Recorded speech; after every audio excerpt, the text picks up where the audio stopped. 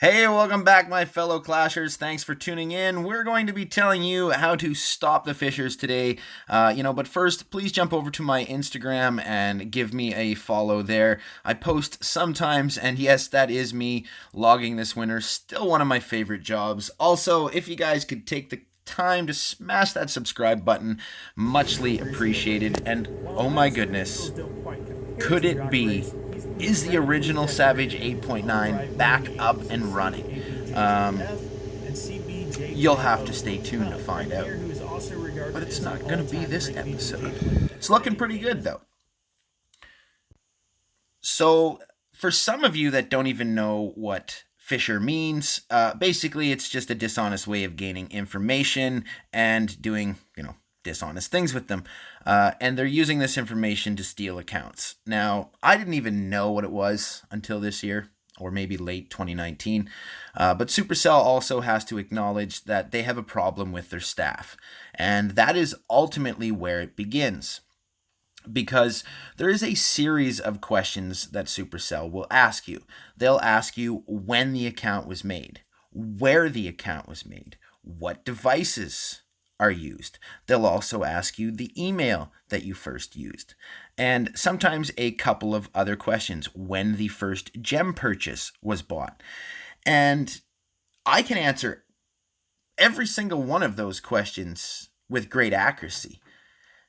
And because I'm open to my fans and my followers, they know what type of phones I use. They know where I live. I've been YouTubing long enough now that I've stated when accounts were made. So all this information is easily accessible. As well as there's other things they're using. They're using websites like Clash Stats to gain information on bases, maybe when name changes, because that's another question Supercell will ask you about. Has the base had a name change? And they're using these sites to dishonestly use this information. And ultimately, Supercell needs to bring a major change. There just straight simply has to be no more recovery of accounts after a set point. Supercell needs to come out with some sort of method, a triple security question on the account in the game only for recovery. And that's it.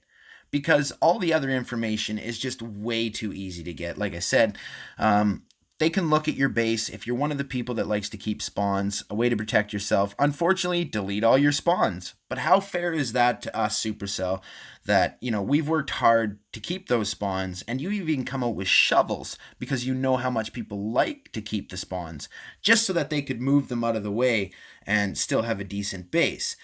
And now people are able to tell, about what time a base was made by what spawns it's kept. Because some of us, when we started making our second, third, and fourth accounts, kept spawns right from the very beginning.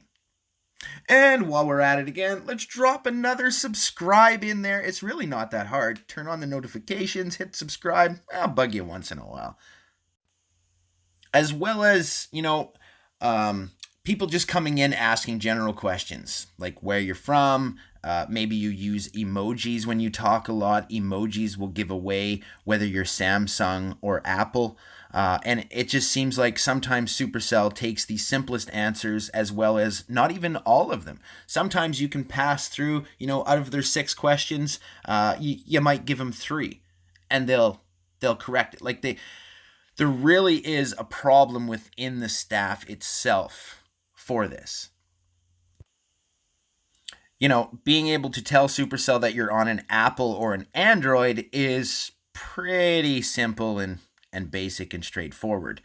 Now, the gem receipts, again, it's kind of a thing where I don't even know if I could figure out when I bought gems for an account the first time, because I've gone through my Google receipts and it's really not that informative on when and what was put onto where.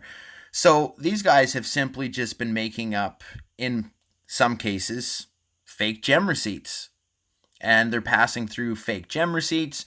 They're telling Supercell, oh, I've forgotten the email address. It was the second one used. I can't recover it. And being able to bluff their way through enough questions and lie about not knowing the other questions and Supercell is allowing them to take over accounts. Not just like, a few people. There's probably been hundreds, if not thousands of accounts now stolen. And I have no respect for people that steal things from other people. In fact, I have great empathy towards those that have lost things that they've worked for or owned or anything like that. But I've said in my other video, I've tried to keep myself away. I've tried not to throw any names out there, and I've tried not to make any accusations because I've tried to keep myself away from being a target. But it seems if I'm going to be a target, I might as well tell people, how to prevent their accounts from being phished. And the most important thing, before I forget completely, is you must make this an issue for Supercell.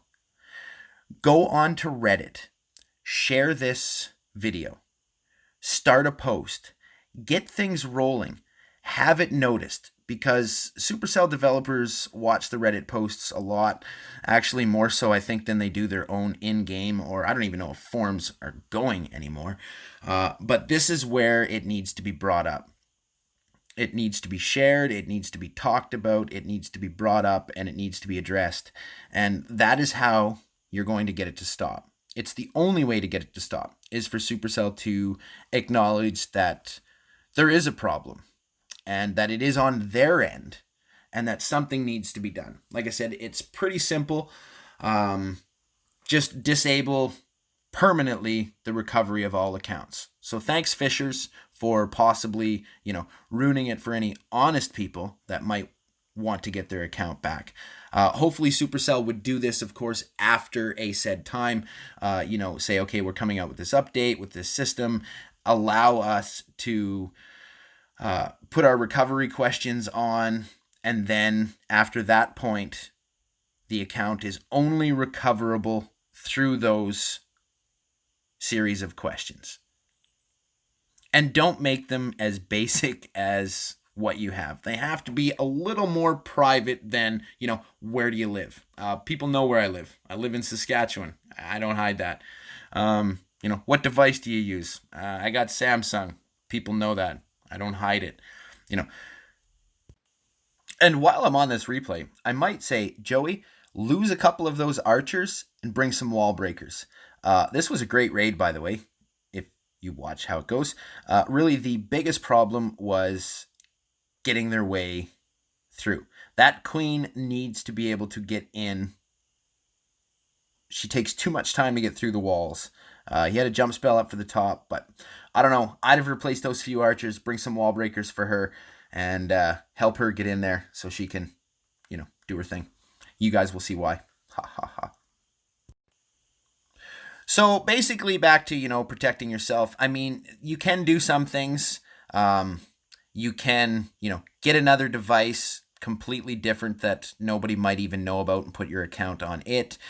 You can delete all your spawns on your base, which will help eliminate, the guessing of when it was possibly created. You can do some things, but ultimately, again, it's going to come down to the competency of Supercell and their employees. How much or how little information are they going to accept in order to switch accounts?